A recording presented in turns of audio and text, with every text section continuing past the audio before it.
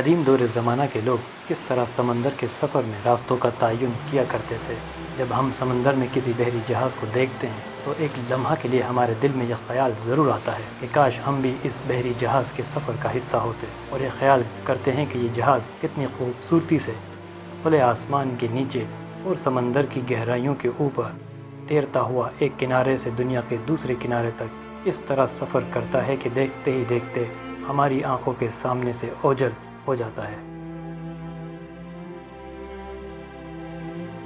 اور پھر ہمیں یہ خیال بھی آتا ہے کہ اگر اچانک کسی ناگہانی آفت کی وجہ سے جہاز کے ڈوبنے کا خطرہ ہو جائے تو ہمیں اپنے منطقی انجام کا خیال بھی آ جاتا ہے۔ سائنس اور ٹیکنالوجی کے اس دور میں اگر بحری جہاز کسی طوفان سے ٹکرا جائے یا پھر راستہ بھٹک جائے تو یہ مصیبت ان کے لیے نہ ہونے کے برابر ہوتی ہے، کیونکہ آج کے اس دور میں سمندر کے سفر کو آسان، محفوظ اور تیز ترین بنانے کے لیے جن جدید آلات کا استعمال کیا جاتا ہے ان میں جی پی ایس نیویگیشن کے لیے ایک اہم کردار ادا کرتا ہے۔ یہ جی پی ایس سیٹلائٹ کی مدد سے آپ کو آپ کی لوکیشن بتا دیتا ہے۔ آپ دنیا کے کسی بھی کونے میں ہو، آپ کو پتہ چل جاتا ہے کہ اس وقت آپ کہاں کھڑے ہیں۔ جی پی ایس کو navigation satellite timing and ranging بھی کہا جاتا ہے۔ آج کے اس دور میں جب لوگ سمندر میں سفر کرتے ہیں تو جی پی ایس کا استعمال ان کے لیے انتہائی ضروری ہے، لیکن دور قدیم میں سمندر کے سفر کے دوران عام طور پر بڑی غلطیاں ہو جایا کرتی تھیں، اور یہ غلطیاں اتنی بڑی ہوا کرتی تھیں کہ بحری جہاز اپنی سمت کھو دیا کرتے تھے، اور یہ غلطیاں اکثر ان لوگوں سے ہو جایا کرتی تھیں، اور ان غلطیوں کی وجہ سے سمندری راستوں کو نہ سمجھنے کی وجہ سے یہ ہمیشہ کے لیے کہیں کھو جایا کرتے تھے، کیونکہ نہ تو ان کے پاس کمپاس کا استعمال تھا اور نہ ہی نیویگیشن کے حوالے سے کوئی معلومات تھی کہ جس کی مدد سے یہ لوگ اپنے سفر کو صحیح سمت اور مقررہ وقت پہ پورا کر لیں۔ لیکن ان کے پاس ایسا کچھ نہ تھا، تو پھر یہ لوگ سفر کرتے کس طرح تھے؟ دوستو، حضرت نوح علیہ السلام کی کشتی جب طوفان سے باہر آئی تو موسم کے بہتر ہو جانے کے بعد کشتی میں سوار پرندوں نے آسمان پر اڑنا شروع کر دیا، اور جب نوح علیہ السلام نے پرندوں کے پیروں میں مٹی کو دیکھا تو وہ سمجھ گئے کہ ہم خشکی کے آس پاس ہی کہیں موجود ہیں، اور نوح علیہ السلام کو اس بات کا اندازہ ہو گیا کہ یہ کشتی اب کسی نہ کسی ساحل سے ضرور ٹکرائے گی، اور اسی طرح پرندوں کی مدد سے نوح علیہ السلام کی کشتی کنارے سے جا ملی، اور بعد میں اسی ٹیکنیک کو اسکینڈینیوین کے لوگوں نے فالو کیا۔ وہ سمندر میں سفر کے دوران پرندوں کو اپنے ساتھ رکھا کرتے تھے۔ کرسٹوفر کولمبس نے جب امریکہ کو دریافت کیا تو اس نے بھی کمپاس کی مدد سے سفر کیا تھا، لیکن حیرت کی بات تو یہ ہے کہ کولمبس کے امریکہ کو دریافت کرنے سے بھی 500 سال پہلے ناردرن یورپ کے اسکینڈینیوین کے لوگوں نے نارتھ امریکہ کو دریافت کر لیا تھا، اور وہ بھی بنا کسی کمپاس کی مدد سے، اور اس کے علاوہ کئی آئلینڈ بھی دریافت کیے۔ یہ لوگ بحری جہاز میں سفر کے دوران پرندوں کو رکھا کرتے تھے، اور ان پرندوں کا استعمال اس وقت کرتے تھے جب ان کو یہ محسوس ہوتا کہ کنارہ ہمارے آس پاس ہی کہیں ہو سکتا ہے۔ وہ اپنے اندازوں سے پرندوں کو ہوا میں چھوڑ دیا کرتے تھے۔ پرندے ہوا میں اڑنے کے بعد بحری جہاز کے اوپر ہی چکر لگاتے رہتے، جہاز کے آس پاس ہی گھومتے رہتے، تو وہ لوگ سمجھ جاتے کہ جہاز کے آس پاس کہیں کوئی کنارہ موجود نہیں، اور اگر کوئی کنارہ یا کہیں کوئی ساحل پرندوں کو نظر آتا تو وہ ضرور وہاں کا رخ کرتے، اور اس طرح جہاز کے مسافر ان پرندوں کو فالو کر کے اس سمت میں جہاز کو لے جاتے، اور اس طرح یہ لوگ مختلف آئلینڈ دریافت کرتے رہے۔ دوستو، تمام تر ڈیٹیل ریسرچ اور معلومات آپ تک پہنچائیں گے۔ بیہائنڈ دا ہورائزن کے سبسکرائبر ضرور بنیے۔ یہ لوگ سمندر میں کھو جانے کے ڈر سے زیادہ تر اپنا سفر لمیٹڈ رکھا کرتے تھے، جس کی وجہ سے یہ لوگ کناروں کو دیکھ کر اپنے سفر کو انجام دیا کرتے تھے۔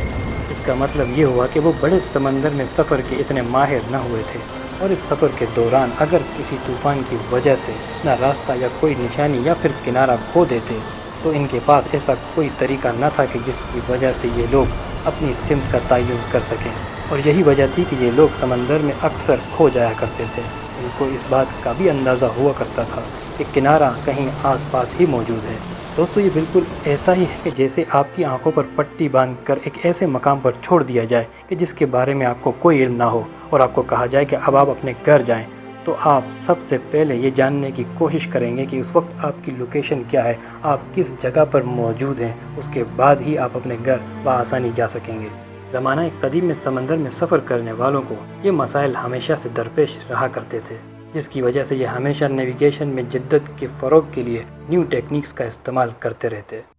تاکہ ان کو سفر کے دوران یہ معلوم ہو سکے کہ جس جگہ یہ لوگ جا رہے ہیں وہ جگہ ان سے کتنی دور ہے۔ اس بات کا اندازہ لگانے کے لیے یہ لوگ ڈیڈ ریکننگ کیا کرتے تھے۔ یہ ڈیڈ ریکننگ ایک ایسا عمل ہے جس سے یہ لوگ اپنے جہاز کی سپیڈ کا اندازہ لگا لیا کرتے ہیں۔ یہ لوگ اپنے بحری جہاز کے اگلے حصے کی طرف پانی میں کوئی تیرنے والی چیز یا لکڑی کا ٹکڑا پھینک دیا کرتے۔ یہ ٹکڑا تیرتا ہوا بحری جہاز کے آخری حصے تک جب پہنچتا تو وہ لوگ سینڈ گلاس کی مدد سے ٹائم کا اندازہ لگا لیتے اور جو بھی ٹائم آتا اس کو بحری جہاز کی لمبائی سے ڈیوائیڈ کر دیتے، تو ان کو جہاز کی سپیڈ کا اندازہ ہو جاتا اور ان کو پتہ چل جاتا کہ اس وقت ہم کس جگہ پر موجود ہیں۔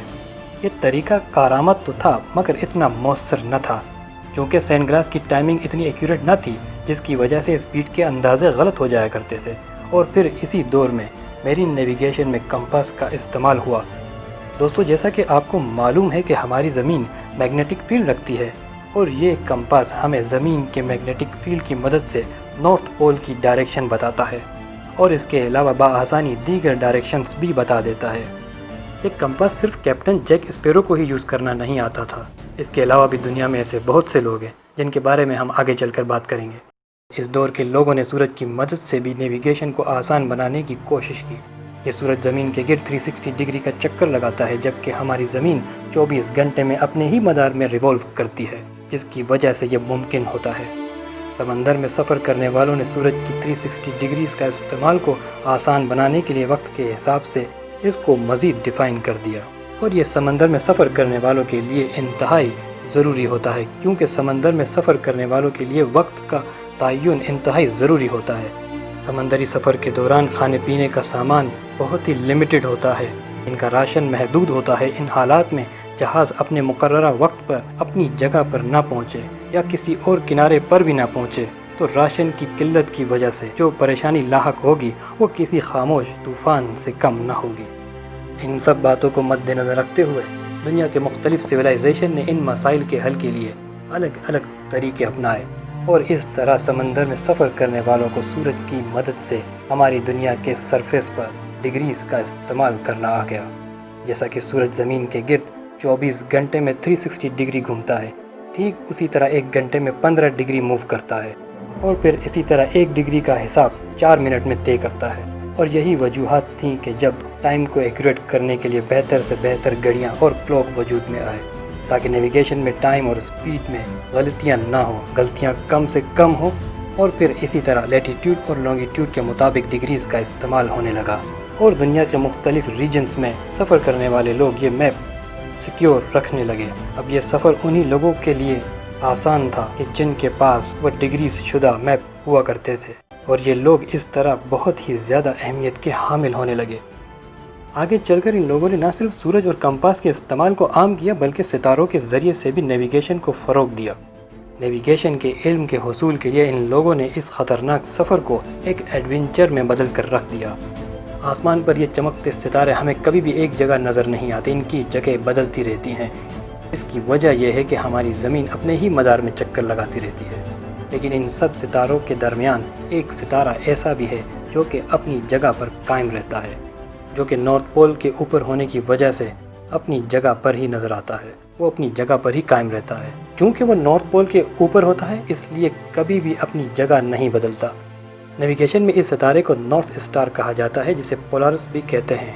اور اس ستارے کو پہچاننا انتہائی آسان ہوتا ہے، کیونکہ نارتھ اسٹار کے آس پاس ہمیشہ ایک پلاو ہوتا ہے، اور یہ 7 اسٹار کا مجموعہ ہوتا ہے، جسے سوسر پین بھی کہا جاتا ہے۔ یہ ہمیشہ نارتھ اسٹار کے اینٹی کلاک وائز چکر لگاتا ہے، جس کی وجہ سے آپ دنیا کے کسی بھی کونے میں ہو، آپ نارتھ اسٹار کو بآسانی پہچان سکتے ہیں۔ جس طرح آج کے اس دور میں جی پی ایس ہمیں اپنی لوکیشن بآسانی بتا دیتا ہے، اس قدیم زمانے میں یہ لوگ نیویگیشن میں اتنے ماہر ہو چکے تھے، انہوں نے کمان کی مدد سے اپنی ایگزیکٹ لوکیشن کو معلوم کرنا بآسانی سیکھ لیا تھا۔ یہ کمان، جسے سیکسٹن بھی کہا جاتا ہے، یہ ایک ایسا انسٹرومنٹ ہوتا ہے جو مینولی کام کرتا ہے، اور یہ چاند، سورج اور ہورائزن کے درمیان میجرمنٹ کر کے آپ کو اپنی لوکیشن بھی بتا سکتا ہے۔ یہ انسٹرومنٹ آج بھی بحری جہاز میں رکھا جاتا ہے، اور اس کی باقاعدہ ٹریننگ بھی دی جاتی ہے۔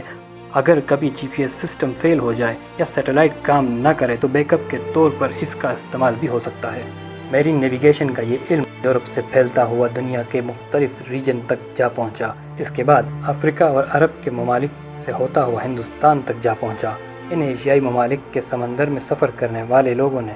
میرین نیویگیشن کے علم کو حاصل کیا۔ یہ لوگ آج بھی پائنیئرز میں شامل ہوتے ہیں۔ ان میں بڈالا کمیونٹی کے لوگوں نے میرین نیویگیشن کے علم کے ذریعے سمندر کی دوریوں کو کم کیا اور سفر کو بے حد آسان کر دیا۔ جو لوگ بحری جہاز کے ذریعے کاروبار کیا کرتے تھے ان کے لیے مزید وسائل اور آسانیاں پیدا کر دیں۔